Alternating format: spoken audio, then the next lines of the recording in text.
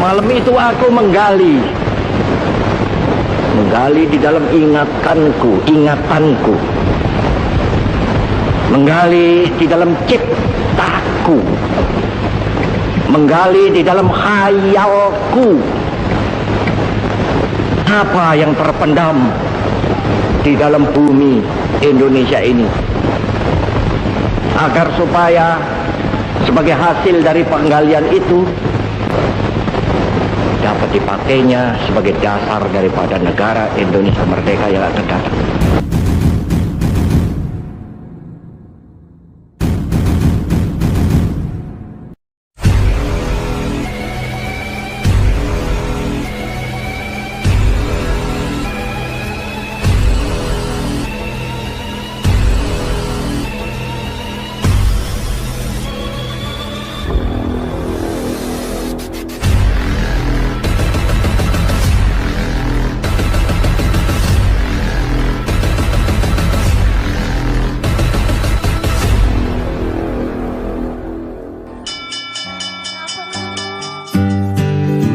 Pancasila dan Pendidikan Nasional.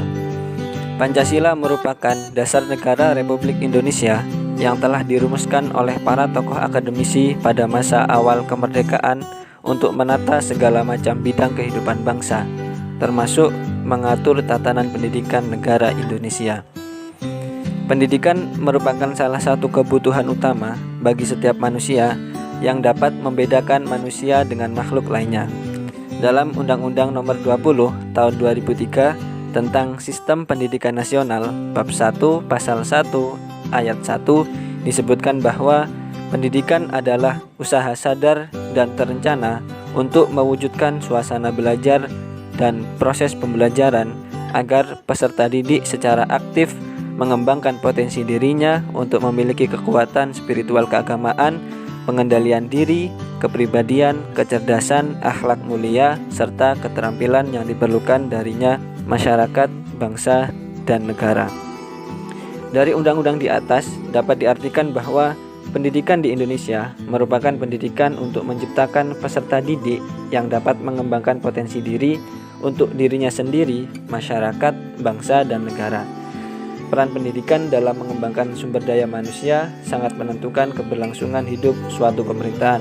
Baik buruknya suatu pemerintahan sangat bergantung pada kualitas sumber daya manusia yang ada pada pemerintahan saat itu. Dan apabila sumber daya manusia yang dimiliki berkualitas, maka proses pemerintahan akan berjalan dengan baik.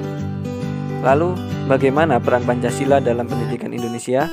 Peranan Pancasila terhadap pendidikan Indonesia dimuat dalam Undang-Undang Nomor 20 Tahun 2003, Pasal 1 Ayat 2, yang berbunyi pendidikan nasional adalah pendidikan yang berdasarkan Pancasila dan Undang-Undang Dasar Negara Republik Indonesia tahun 1945, yang berakar pada nilai-nilai agama, kebudayaan nasional Indonesia dan tanggap terhadap tuntutan perubahan zaman.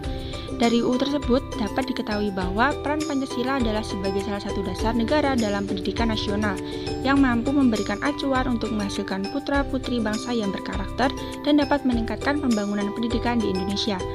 Oleh karena itu, dalam melakukan proses pendidikan, perlu adanya implementasi nilai-nilai Pancasila agar nilai-nilai norma dan etika yang sudah dimuat dalam Pancasila dapat tertanamkan dalam diri peserta didik dan dapat meningkatkan pembangunan pendidikan di Indonesia. Berikut ini adalah beberapa peran dari masing-masing sila dari Pancasila dalam ruang lingkup pendidikan. Pertama, ketuhanan yang Maha Esa. Sila pertama dalam Pancasila memiliki peran dalam dunia pendidikan, yaitu menjelaskan bahwa Tuhan yang memberikan karunia dan rahmat kepada manusia yang disalurkan menjadi ilmu pengetahuan. Pengetahuan yang telah didapatkan diharapkan dapat menjadi sebuah petunjuk dalam memberi pendidikan kepada seorang anak, agar memiliki kepribadian yang bertakwa kepada Tuhan yang Maha Esa. Nilai yang diterapkan dalam sila pertama ini bertujuan untuk mengingatkan manusia kepada Tuhan yang Maha Esa. Tuhanlah yang memiliki segala sesuatu di dunia ini, termasuk pendidikan. Sila pertama ini juga dapat mendidik bangsa Indonesia agar lebih taat dan patuh kepada Tuhan yang Maha Esa. Kedua, kemanusiaan yang adil dan beradab. Pada sila kedua ini memiliki peran yaitu sebagai acuan guru bagaimana cara yang benar dalam mendidik anak dengan mengutamakan rasa kemanusiaan. Dari segi pendidikan, sila ini berperan dalam memperoleh pengetahuan yang berasal dari diri sendiri menggunakan beberapa dari sumber pengetahuan lainnya, seperti pengalaman, otoritas, dan tradisi. Ketiga, Persatuan Indonesia. Sila Persatuan Indonesia memiliki makna bahwa kita sebagai pelajar maupun sebagai pengajar diharapkan untuk bersatu, meskipun pada dasarnya Indonesia adalah negara yang majemuk. Meski di lingkungan masyarakat kita berbeda kebudayaan, agama yang dianut, ras yang dimiliki, suku bangsa, dan perbedaan-perbedaan lain, namun di antara semua perbedaan itu masih ada persamaan di antara masyarakat, yaitu kita adalah warga negara Indonesia yang berpegang pada Pancasila sebagai pedoman dalam kehidupan.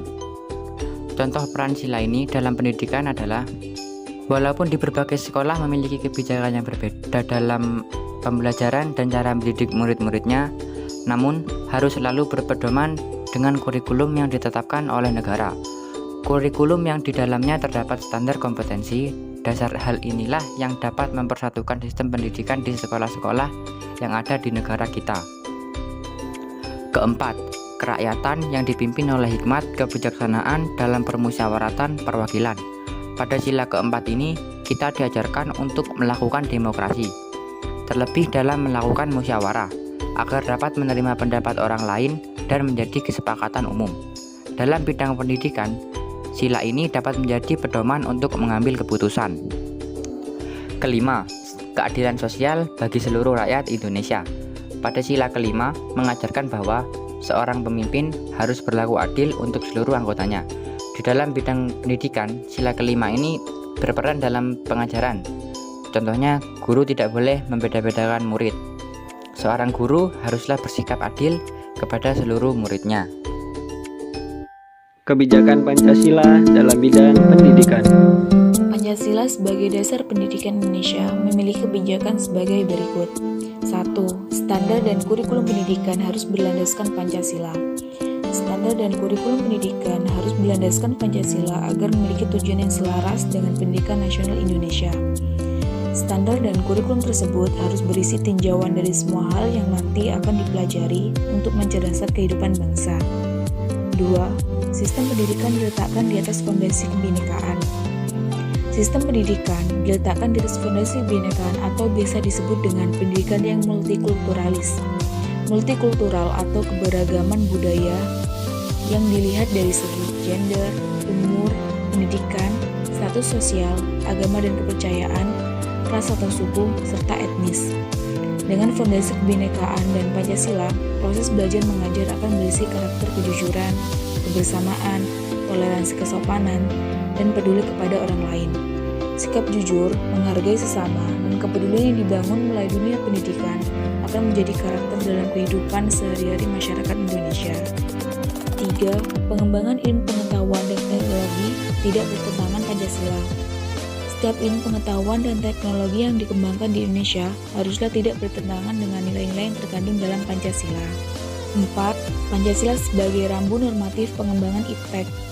Nilai-nilai Pancasila berperan sebagai rambu normatif bagi pengembangan iptek di Indonesia. Artinya, harus menyertakan nilai-nilai Pancasila sebagai faktor internal pengembangan iptek dan mampu mengendalikan iptek agar tidak keluar dari cara berpikir dan cara bertindak bangsa Indonesia. 5. Indigenisasi ilmu.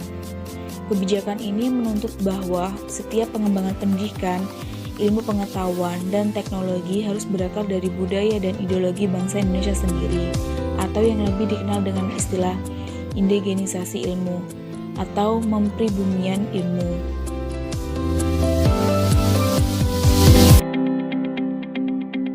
Kesimpulannya, Pancasila berperan penting dalam menyikapi perkembangan zaman karena nilai-nilai dasar Pancasila dapat dikembangkan dengan kehidupan di Indonesia.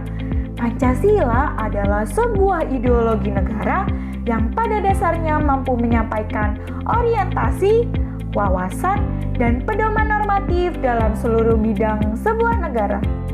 Oleh karena itu, dalam melakukan proses pendidikan, perlu adanya implementasi nilai-nilai Pancasila agar nilai-nilai norma dan etika yang sudah dimuat dalam Pancasila dapat tertanamkan dalam diri setiap peserta didik dan dapat meningkatkan pembangunan pendidikan di Indonesia. And finally, this is our presentation. Terima kasih untuk perhatiannya. Wassalamualaikum warahmatullahi wabarakatuh.